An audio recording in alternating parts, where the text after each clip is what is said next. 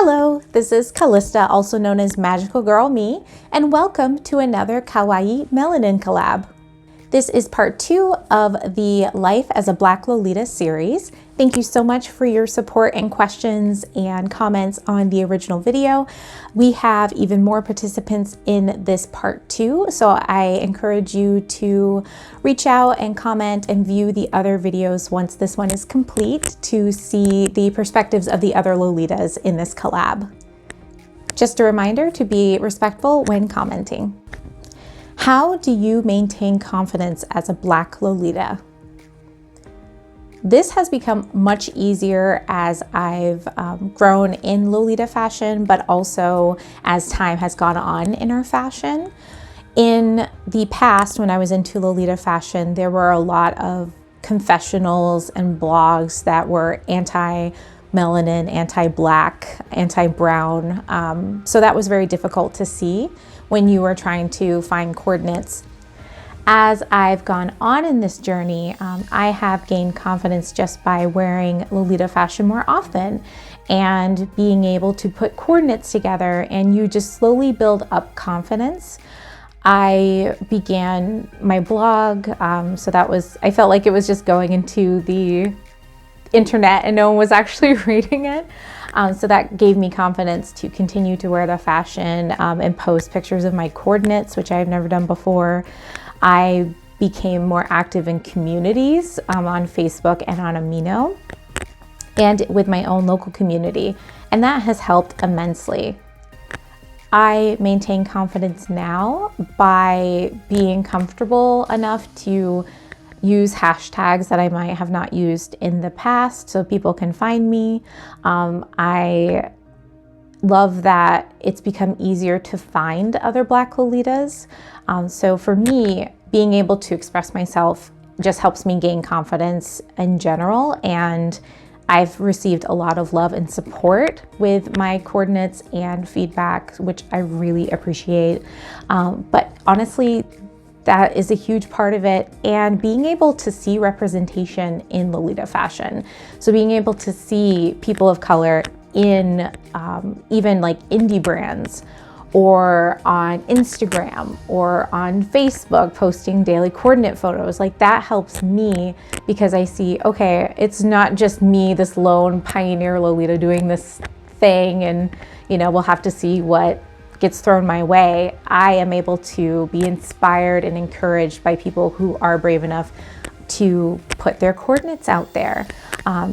It also helps me too that when you are posting coordinates of yourself and putting yourself out there, especially in a fashion interest or hobby, people coming to me and saying, hey, I really appreciate that you're doing this. I'm really excited to start Lolita fashion now. Like that means everything to me because I was that person that was waiting for someone to be like, hey, I wear this fashion and it's totally okay. So to be able to look up to people and have Lolita mentors and then also be able to inspire some new Lolitas, that has helped my confidence immensely.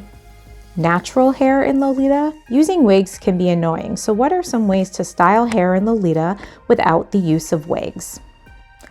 I'm just going to answer this question based on my natural hair and length.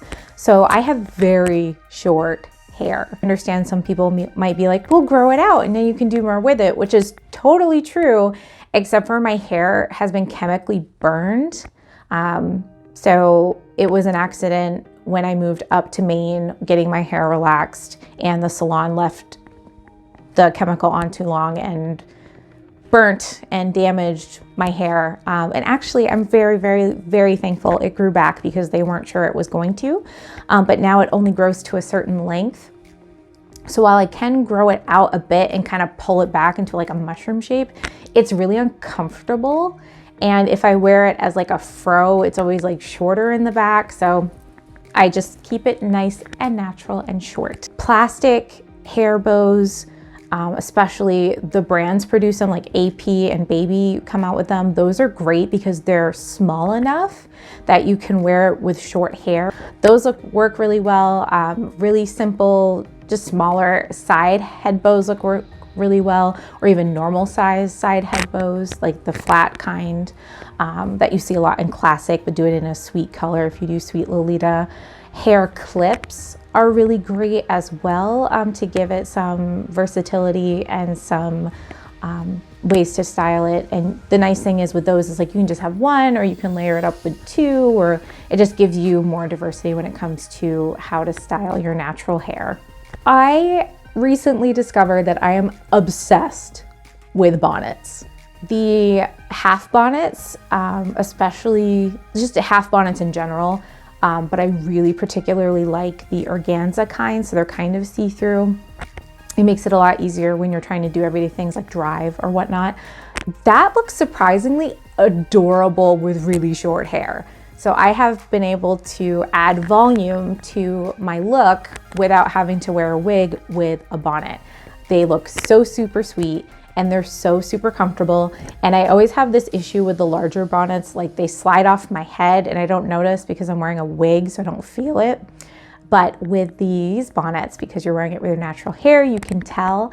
And the clips stay in really well with natural hair, so it's perfect.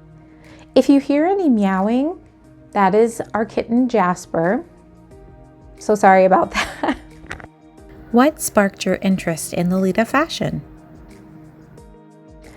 I have always been interested in historical fashion. I really loved whenever there was like a play or a special event and you could dress up and it wasn't necessarily Halloween. I just loved all of that old-timey sort of thing. I've always been interested in medieval fashion and Rococo fashion and Victorian fashion and basically just fashion in general.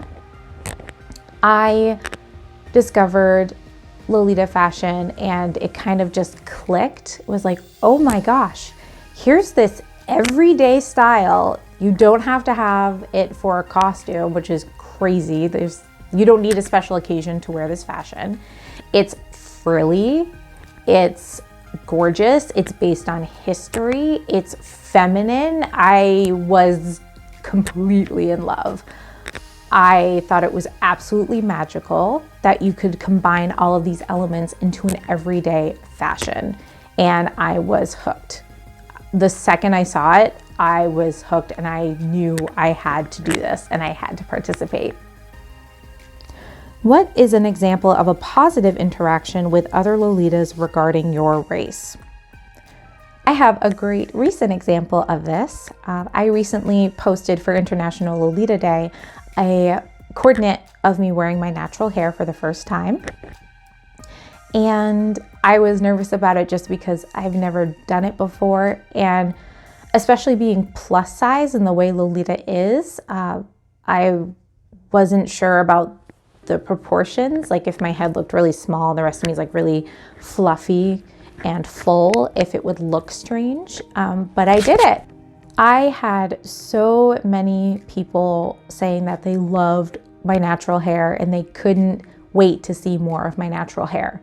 It wasn't like in the past where someone did that whole, well, I like this, but it was genuine, oh my gosh, that's so cute. I love your natural hair.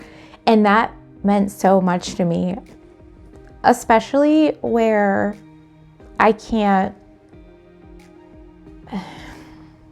especially where my hair has been damaged by people who did not know what they were doing. That it's a really sensitive, emotional thing for me still. And to have people say, oh my gosh, that's so cute with something that you love and you don't have to change anything if you don't want to and just be yourself, that meant the world to me. I mean, it takes, confidence and drive to post it, but then to have the community open their arms and really accept you and encourage you, that you cannot quantify, that meant the world to me. What were some of your fears starting in Lolita? I had so many fears after I started wearing Lolita. I would get what I could, and I started mixing like Lolita fashion with the things that I had already. I came crashing down when I went to a Lolita Fashion tea party at a convention and saw like real Lolitas in the flesh, and it totally just obliterated any confidence I had, because I was like, oh man, I am not doing this right. After that, I had all these concerns, because it's one thing to kind of just do things and try it out, but to do it in public and be able to see everyone's reactions, that was terrifying. After that experience, what was it I worried about? I was worried about my weight. I was worried about my skin color. I was worried about my financial means to be able to participate in the hobby. I was worried about photos. I was worried about a lot of different things. Everyone's afraid of failure. I was especially afraid of failure. I was afraid of doing something wrong and what people would think. And I bought something, and I can't afford to mess up on all of these different levels. I can't afford to. It's too risky.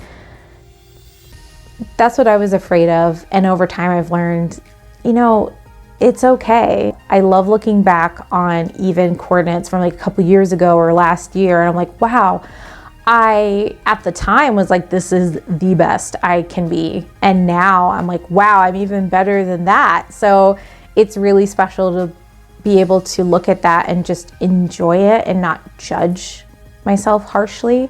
It's just like, this is where I was in my journey, and this is where I am now. How magical.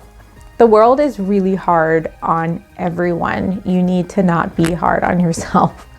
Thank you all so much for watching and for supporting me and the other collaborators of this video. It's been amazing. Be sure not to miss everyone else's videos in this collab, and remember to stay frilly.